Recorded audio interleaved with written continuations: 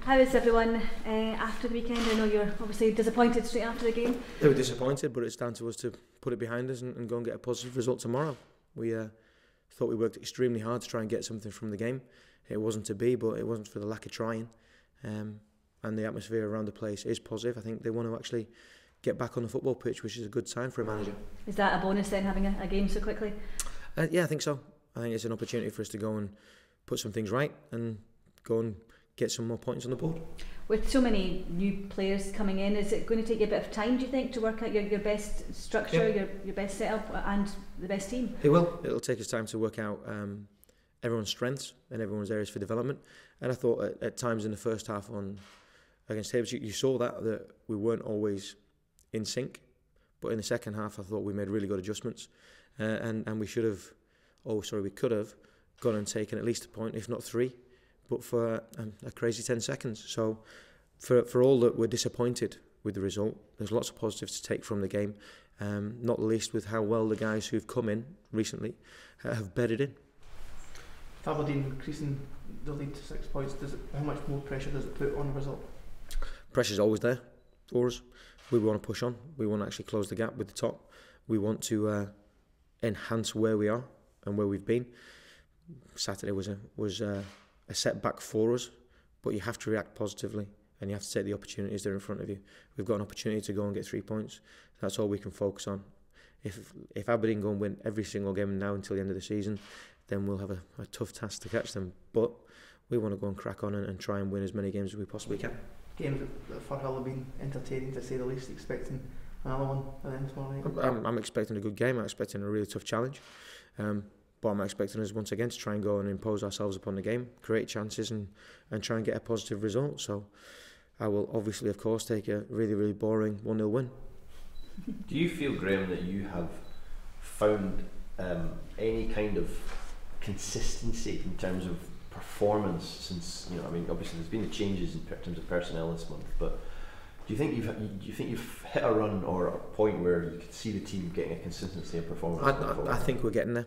I think we're closer than we were. We're not actually where we need to be just yet, but we're moving along the right lines. And I think, as I said, but for 4 poor decisions on our part in 10 seconds, directly after we score a goal, we're walking out of the game on Saturday from Ibrox with a smile on our face and a bounce in our stride. But once again, you have to react well to that setback. And from what I see today out there on the training pitch, the guys are ready to do that. I guess because from a results point of view, you've almost had at times 2 steps forward and then you've had a stop and a stumble, and I get the difference probably you appreciate between the team that's at the top of the league and where you want to be is the fact that they can get that consistency, I guess.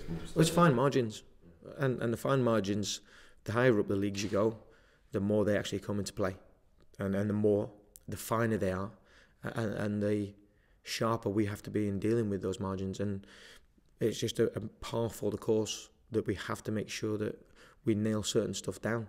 But as I said, but for 10 seconds and 4 moments where we made poor choices, there was lots of positives to take from Saturday.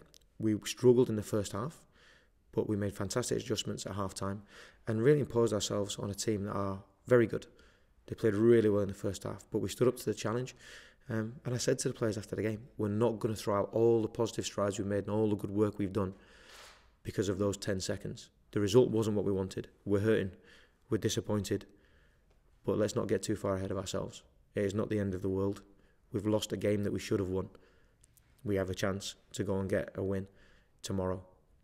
It's all down to how you react. We've had a setback by losing 1. We need to make sure we don't make it 2. I know you touched on this, I think, with some of the press last week, but there was, in addition to this chat about the fact you met David King last week, I think there's a piece in the paper today saying that he's going to be here a lot more and having a little bit more hands-on role in how the club's moving forward. Is that for you a positive sign in the fact that he's going to be maybe a little bit more easy to deal with in terms of communication and stuff like that going forward for you? Is that easier for you? As far as I'm concerned, that's more for the structure of the club and for the running of the club on a day-to-day basis. I've had a really good relationship with him. It's been really clear and open lines of communication. So it won't change necessarily my relationship with him. It'll just mean that I get to see him in person more often. But he's doing other things that I don't need to know about, are far out of my remit, and I can't concern myself with because they're not appropriate to me doing the best job on the pitch. He's over because he feels it's necessary for him to be here. Because of the amount of games you've had recently and this busy week coming up, will you be making a few changes for tomorrow? Maybe. We have people back fit. Kenny trained again today, so he's back in the squad. We have to make sure that we are appropriate in the fact that we want people back into the squad, we want them ready, but we had to make sure that we waited until we complete enough training sessions with enough volume and enough load before we throw guys back in. But we have almost a fully fit squad, albeit we still have some big names and lots of experience out, so we have to make sure that we utilise the squad well because we've got a busy period coming up. How far away do you think Kenny is? How far away do you think Kenny is? He's in the squad, he'll be available for selection for tomorrow. Okay. Is that a big thing for you? Because looking back, and I think you've had about 5 or 6 captains this season as a team because you've got so many out injured. Is his leadership going to be important? Do you sense that has been a problem throughout the season when you've had that experience, Mission? I think it's an opportunity for lots of people to lead, and we have some young people in the team, but one of the youngest, Ross McGrory, is a fantastic leader, and he's only actually growing into the role. So we have experienced players who want us to take a step forward and lead, which can be beneficial, but if they're not there, someone else has to do it. So it can be beneficial, but it can also be beneficial in the growth of the squad and the growth of the players that actually have to step up when those people aren't there. I've seen that within the squad, and the more people we can get to do it, the more people we can get to lead, the better it's going to be for the whole squad. Is that something you look for maybe after the game on Saturday to see who's addressing what went wrong maybe and they're sorting it out themselves in the dressing room afterwards as well? Well, I think a big part of leadership is accountability. You have to put your hand up and say when things have gone well and things have gone badly or mistakes have been made, not in an effort to apportion blame or make people feel bad, but in order to improve. And that's the atmosphere and culture that I want. I want people here who are accountable in order to be the very, very best that we can be. For 10 seconds in the second half, we weren't the very best that we could be. But people were accountable to it. People held their hands up to say that they'd made mistakes. That's how you get better, that's how you learn, that's how you come together as a squad. That's going to be tested again tomorrow, so hopefully we've learned the lessons and we move forward together. Just going back to what Charles was talking about, trying to get that consistency, and you mentioned the 4 decisions that maybe led to your downfall on Saturday. Is it more about mentality then to get that consistency, do you think? I think it's always about mentality in football. It's always about reacting to situations. We want obviously to impose ourselves on the game. We want obviously to have a pattern and a style of play, but you have to react to your opponents and you have to react in the right way. What we didn't react well to was scoring a goal. We reacted naively and rashly to scoring a goal and having a fantastic atmosphere and having all the fans behind us, because the atmosphere was outstanding when we scored our goal. The place was bouncing, and the players fed off that energy. It's now making sure we use that energy in a positive way without losing our shape, without losing our structure to our collective plan. We didn't manage to do that, and as I said, 10 seconds cost us.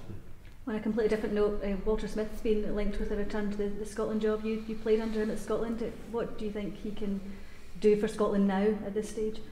Oh, well, my thoughts on Walter Smith have been very well documented in the high regard I hold him. I think he's a fantastic man.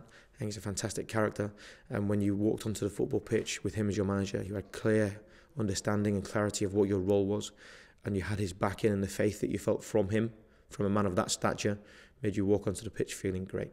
So I can't hold him in any higher regard. And if Scotland were to look to him and ask him to take charge, that would be down to him. But it wouldn't necessarily be a surprise. Do you think they need that experienced mind at the helm? I don't know. I don't think that's for me to say, to be perfectly honest. I'm dealing with a squad of multinationals in my eyes, and I've got lots of people I need to be looking after. I've got lots of disparate characters that I need to be looking after right now. The people who are in the decision-making seats are going to have to make a good call, and I would not be surprised if they went to him, but I'm quite glad that decision isn't mine to make. I think were you not consulting him a few weeks or months back, and did he indicate he was even interested in coming back into football? He's been here loads. He's been in Ibrox loads, but we just chat generally about the incident of the day or the circumstance or the most pertinent thing that's happened in any game that's been on the TV. We weren't talking about that, and I would be very, very surprised if he wanted to talk about that, because he's an intensely private guy, and I wouldn't want to speak for him, but I'm sure if he does make a decision that he wants to come back, he'll have given it long and deep thought, and it'll be the right thing for him. And if he does come back, he'll have everyone at the football club right behind him. I know you spoke about how much you gain from just talking to him. Is it, when you've got a guy with experience like that, is it in Scottish football's best interest to utilise that? I think it's more complex than that. Will has lots to offer to lots of people. He tutors on the pro licence, and he's a fantastic sounding board to people that he works with and talks to. How that experience is used is down to different circumstances, and it's all contextual. If the national team want him as their manager, then they have to make that choice and make it clear and get it done. If not, then move on and appoint someone. But as far as Walter goes, as I said, my regard for him couldn't be higher. Thank you. No problem. Thank you very much. There's no other team users there, Graeme? Just nobody else coming back from the weekend? Jordan Rossiter played 60 minutes today for our 20s, who beat Valencia in Valencia 1-0. So that's great for him. He deserves a bit of positivity. He deserves a bit of light in his life, because he's had a hard time. The guy works extremely hard, and when footballers aren't seen on the football pitch, they get forgotten about a little bit, or they get derided. But he deserves a little bit of positivity because he works his absolute socks off, and I hope now that he can put that behind him and move forward.